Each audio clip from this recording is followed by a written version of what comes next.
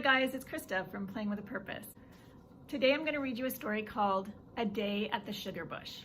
I bet you're noticing that most of the snow has melted and you're beginning to see a lot of signs of spring. You hear the birds chirping, you see more grass showing, more snow is melting. Well, that is the perfect time for the sap to drip from the trees so that we can make maple syrup. So let's read a story together to see how it works. A Day at the Sugar Bush. It's the first week of spring. The days are warm and the nights are cold. It's time to visit the sugar bush.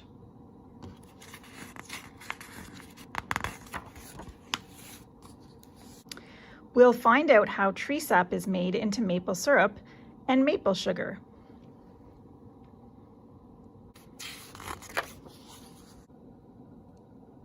There are many kinds of maple trees. In the sugar bush, the most common kind is the sugar maple because it has the sweetest sap.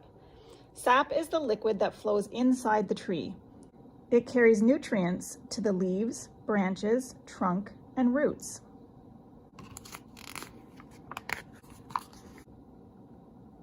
During sugaring off season, when a hole is drilled into the trunk of a maple tree, the clear, watery sap begins to flow out. You can see that the man is using a tool to drill a hole into the tree. Here you can see that the watery sap is dripping out of the tree. A spout called a spile is hammered into the hole. The sap drips into a pail that hangs from the spile. We taste the fresh sap from the maple tree. It is slightly sweet. Then we taste sap that has been boiled into maple syrup. It is very sweet.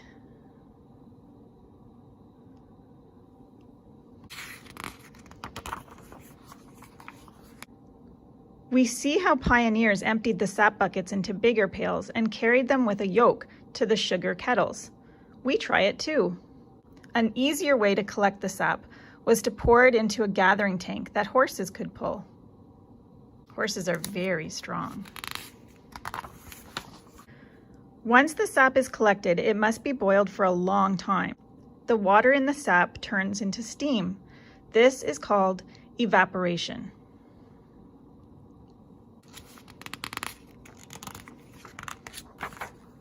Nowadays, many maple syrup producers use plastic tubes to carry the sap from the trees to a stainless steel holding tank.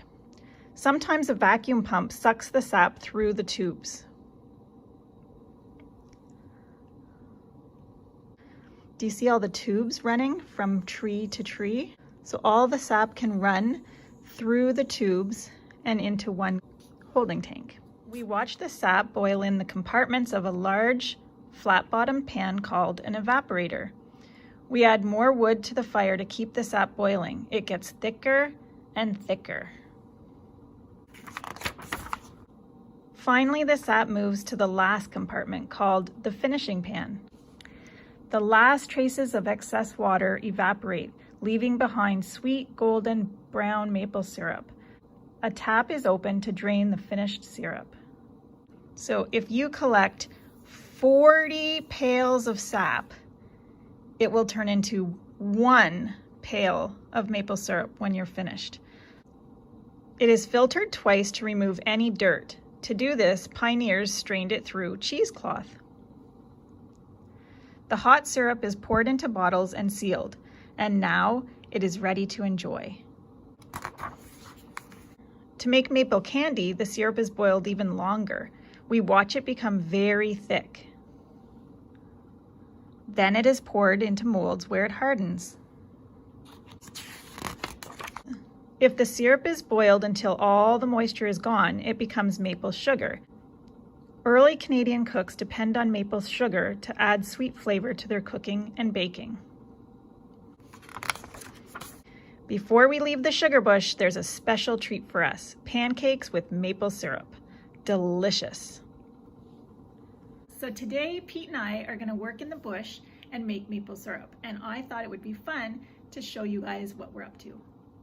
If you guys want to pretend to make maple syrup at home, ask your mom and dad if you can have a bucket, just like the ones we put on the trees, and another container, and some water, and you guys can practice pouring water from one bucket to another. If you'd like to draw some pictures, ask for a piece of paper and draw some trees. Just like in the story, we're going to draw some tubes running from one tree to another, which is called the pipeline. So first I want you to draw some trees. The top of the tree is green and the bottom of the tree is brown. Now you're going to take a blue marker and you're going to draw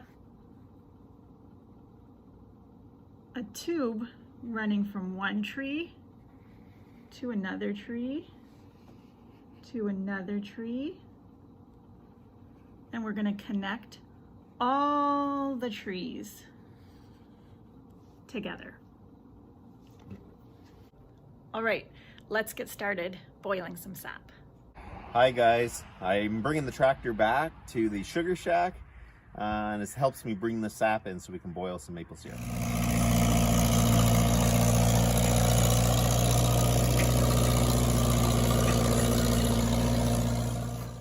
So over the past few weeks, Pete and I have been going out every evening to check if there's sap in the buckets, and then we empty all the pails into a bigger cube and collect all the sap. So let's just see what it's doing today. So you can see that it's dripping. When the buckets on the trees are full, we go around with big pails, empty them in here, and then Pete pours the buckets of sap into this big cube here.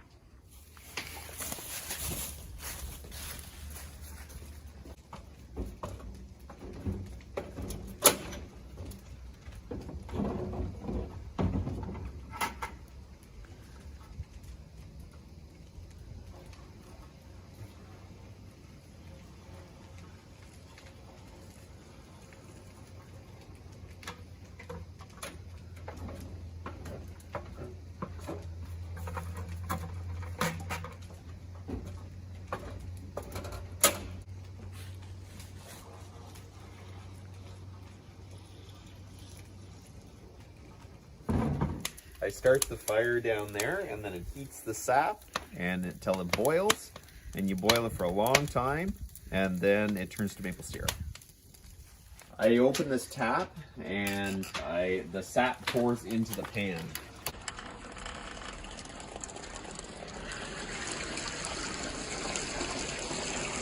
So I cut wood and then that's what I use to boil the sap with. As it heats up the sap, the steam comes off and that is water evaporating. So we've been boiling for a couple of days now, and I just wanted to show you how the sap is coming along. So you can see that the sap that used to be clear like water is now getting darker and darker as it boils. You can also smell the sweet maple syrup in the air. It smells so good. It's ready now, and we pulled the pan off the fire. We're going to empty the finished maple syrup into the pot.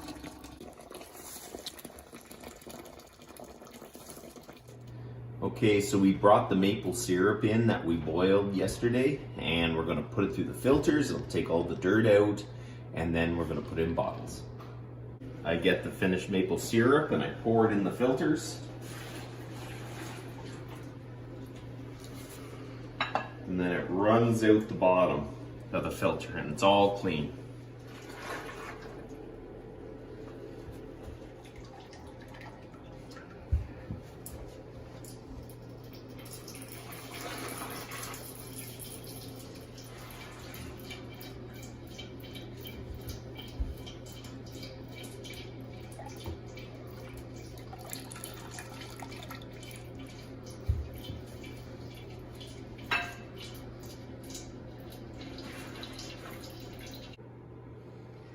So here is all the maple syrup in the bottles.